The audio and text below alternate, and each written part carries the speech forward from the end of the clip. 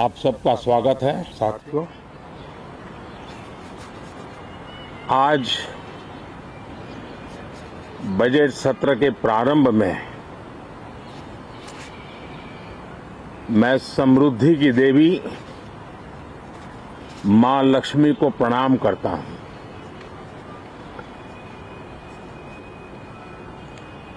और ऐसे अवसर पर सदियों से हमारे यहां मां लक्ष्मी का पुण्य स्मरण किया जाता है।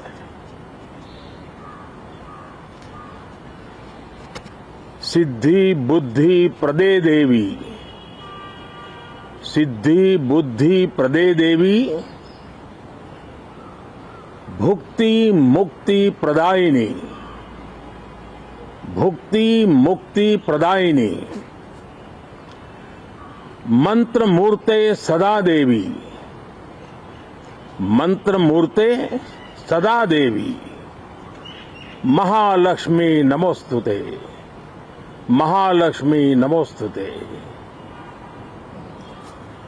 मां लक्ष्मी हमें सिद्धि और विवेक देती है,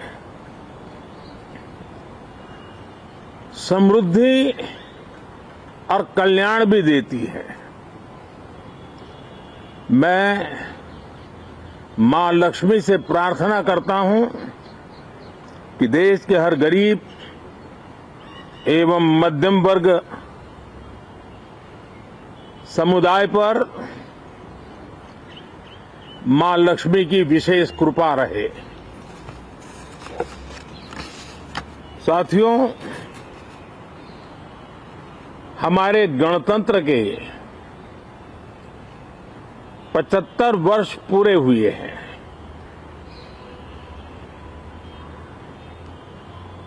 और ये हर देशवासी के लिए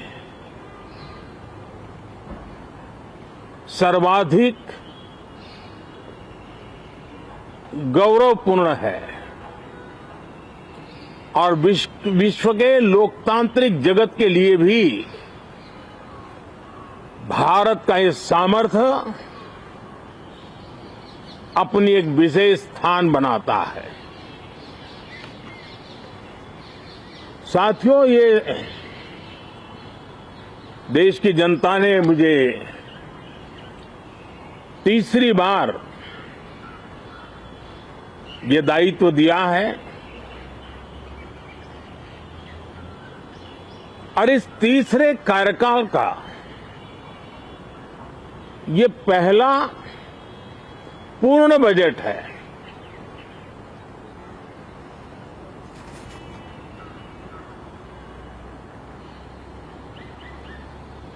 और मैं विश्वास से कह सकता हूं कि 2047 जब आजादी के 100 साल होंगे, विकसित भारत का जो संकल्प देश ने लिया है, ये बजट सत्र, ये बजट एक नया विश्वास पैदा करेगा, नई ऊर्जा देगा कि देश जब आजादी के 100 साल मनाएगा तब विकसित होकर रहेगा। 140 करोड़ देशवासी अपने सामूहिक प्रयास से इस संकल्प को परिपूर्ण करेंगे। तीसरे टर्म में हम मिशन मोड में देश को सर्वांगीण विकास की दिशा में, चाहे वो भौगोलिक रूप से हो, सामाजिक रूप से हो या आर्थिक भिन्न भिन्न स्तर के संदर्भ में हो, हम सर्वांगीण विकास के संकल्प को लेकर के मिशन मोड में आगे बढ़ते जा रहे हैं। इनोवेशन, इंक्लूजन और इन्वेस्टमेंट, ये लगातार हमारे आर्थिक गतिविधि के रोड मैप का आधार रहा है। इस सत्र में हमेशा की तरह कई ऐतिहासिक बिल पर सदन को चर्चा होगी और व्यापक मंथन के साथ वो राष्ट्र की ताकत बढ़ाने का काम करने वाला कानून बनेंगे। विशेषकर नारी शक्ति के गौरव को पुनः प्रस्थापित करना, पंथ संप्रदाय के भेद से मुक्त होकर के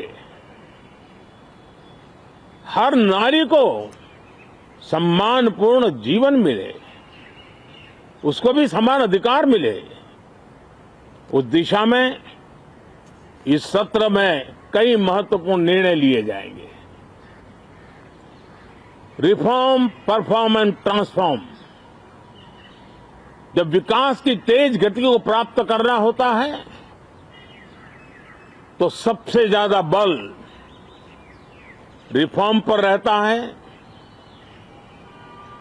राज्य और केंद्र सरकार ने मिलकर के परफॉर्म करना होता है और जन भागीदारी से हम ट्रांसफॉर्मेशन देख सकते हैं। हमारा युवा देश है, युवा शक्ति है और आज जो 20-25 साल की आयु के नौजवान है, जब वो 45-50 साल के होंगे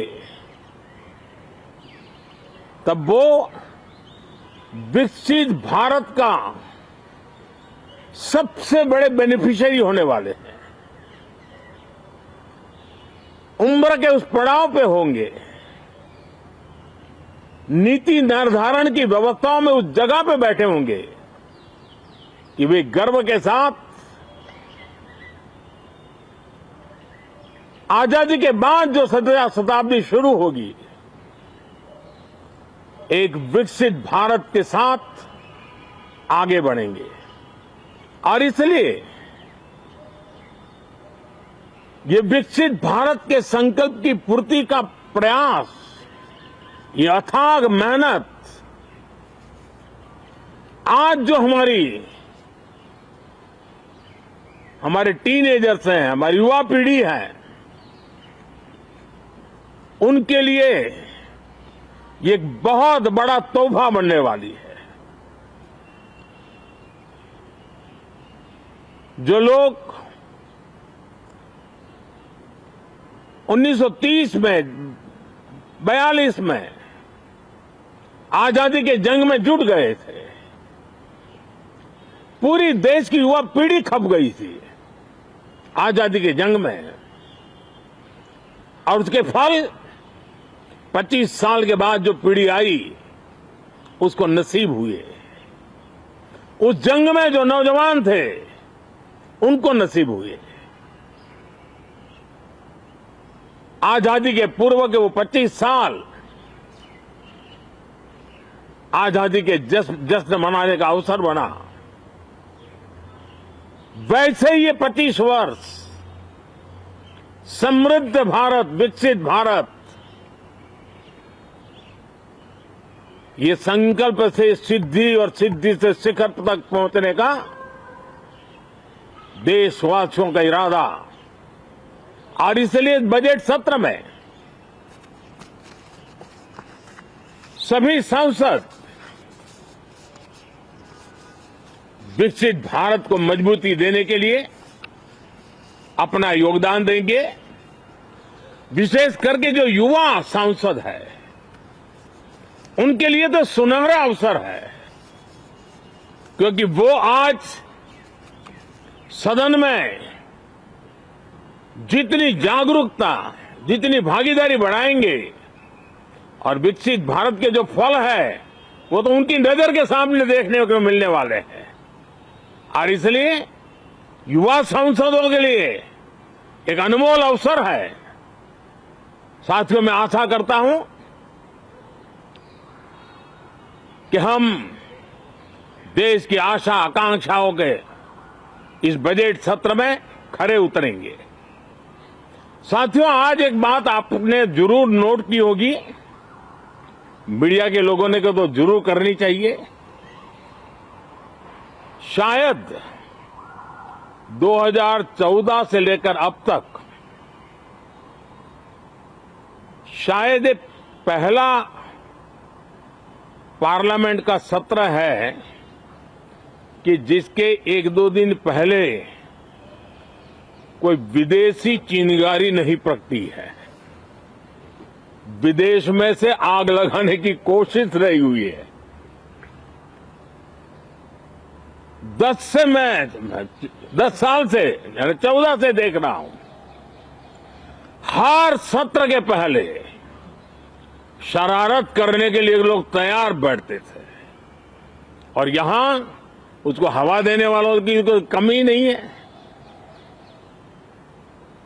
ये पहला सत्र मैं पिछले 10 साल के बाद देख रहा हूं कि जिसमें किसी भी विदेशी कोने से कोई चिंगारी नहीं हुई। साथियों, बहुत बहुत धन्यवाद।